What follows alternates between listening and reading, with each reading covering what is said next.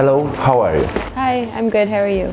Very good. How was the tour so far, the European tour? It's been really good. Yeah? We've done a lot of cities we have never played before, like Bucharest. Yeah. And how was the European public?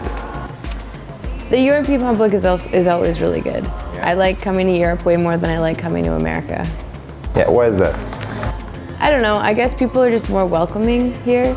In America, they're kind of like, and they make you feel like that you are doing them a favor by playing there, whereas like in Europe, they're like, well, thank you for coming. How will you define your sound to someone who never listened to Austra? This is a hard one. I usually have to do that when I'm at like an airport and the security is like, what does your band sound like? I guess I would say, usually just say electronic music, like with big vocals, something like that, I don't know. Your first album was a real success.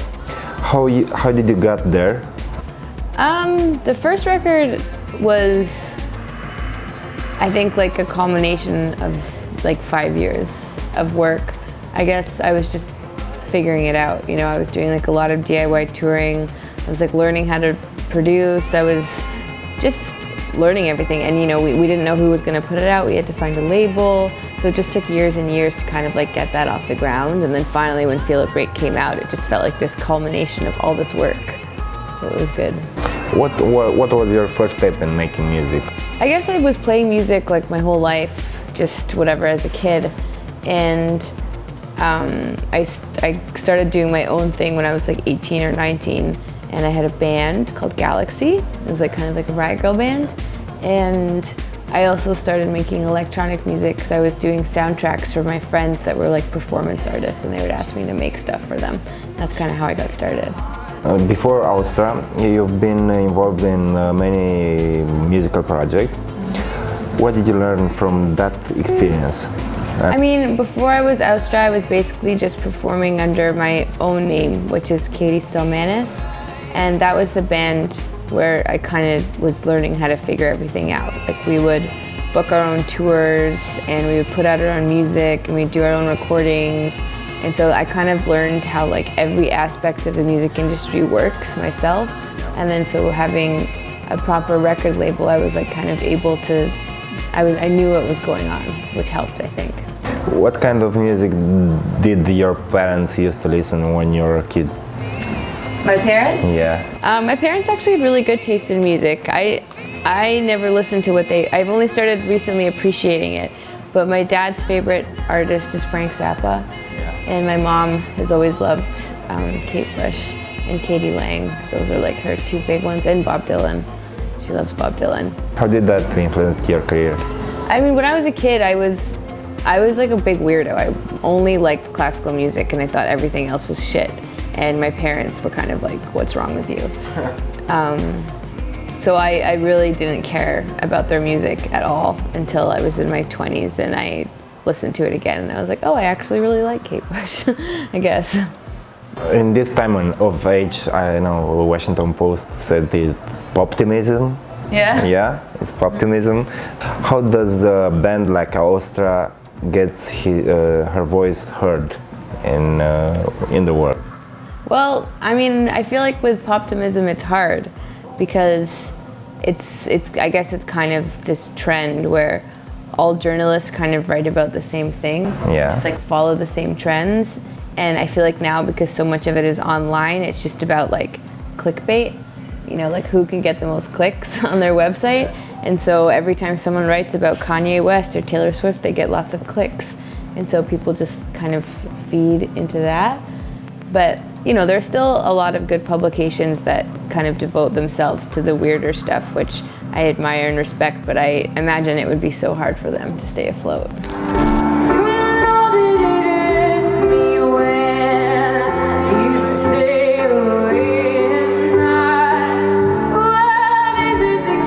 So who helps you in promoting your music? What helps you in promoting your music? We have like the usual system where we have like a publicist through our record label and all that stuff. But I mean, I feel like right now, just the most valuable thing is social media, because basically like we're on even though we're really not, like it looks like we're kind of on the same level playing field as like anybody who can start a Twitter account. Yeah. You know what I mean? So just having that like accessibility is cool, but it's also a lot of pressure and it's also kind of scary. And I feel like it's also dangerous in a lot of ways because unless you are like really good about knowing like how to kind of like create a story for yourself online.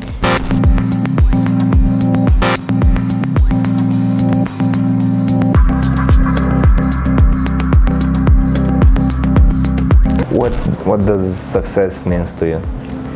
I mean, I think that's always changed for me. When I was younger, I always just said like I wanted to be able to basically pay the bills making music, which I'm able to do now. But now that I'm where I had hoped I would be, I'm kind of like, okay, I still don't feel like I'm successful enough. I feel like there's so many more things I want to do. Like what? I just want to like tour more places, and I think like as we start playing bigger and bigger shows, you just want to play bigger shows because you have all these ideas. Like just today I was thinking for a new record of like what I want the stage setup to be like. Yeah. But in reality I'm like, obviously I can't have that unless we sell like 1 million records. But you know, so it's cool. It's nice to kind of like sort of dream about the future and think about what you could be able to do. So what were your thoughts when you recorded your first and your second album? I mean, the first record was just kind of, I didn't really have any thoughts. It was kind of like a whirlwind of just making it happen. And yeah, I just kind of like, not really, I wouldn't say rushed into it, but it did feel like I didn't have a grasp of like all aspects of the process. And I think the second record was an interesting experience because I had, for the most part, previously always been kind of like a control freak, like wanted to do everything myself. But with the second record, it was the opposite. I let like so many people in, and there were so many different influences. And you know, I think it yielded a very different sound than the first record, which, you know, some people hate it and some people like it, but it's different. And with the third record, I don't know, I think it'll be a little bit more of a independent effort. When will it come out? Probably like early 2016. 2016. So. Yeah.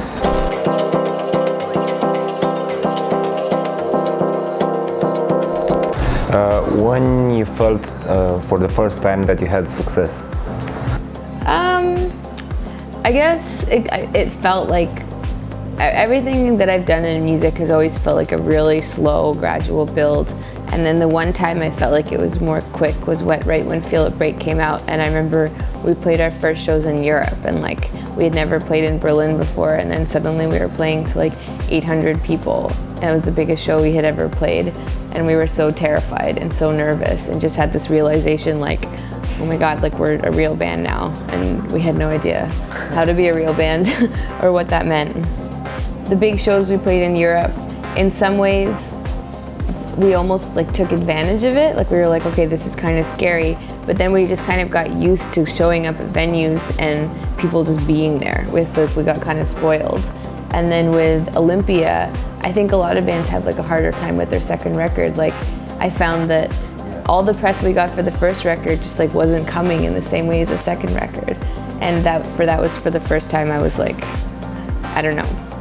That's when I realized like actually how successful Feel the Break was. I feel like that what I've learned is just that you really have to take your time, and like everybody around you is going to be pressuring you to move faster and to tour more and to like put out a record as soon as possible, because everybody who works for you, like you're their paycheck. You know, I have like a record label, I have agents, I have a manager, and it's like when I put out a record, they get paid, so of course they're like, put out your record faster. And at the time I was like, okay, yeah, I gotta do it. But this time I'm just like want to take my time, and I don't want to put it out until it sounds exactly how I want it to sound. Hello everybody in Romania, thank you very much for listening to Austra and supporting our band, and I hope that we get to play here more because so far what I've seen, it's very beautiful. Hi, this is Austra and you are watching I Think I Like It on UTV.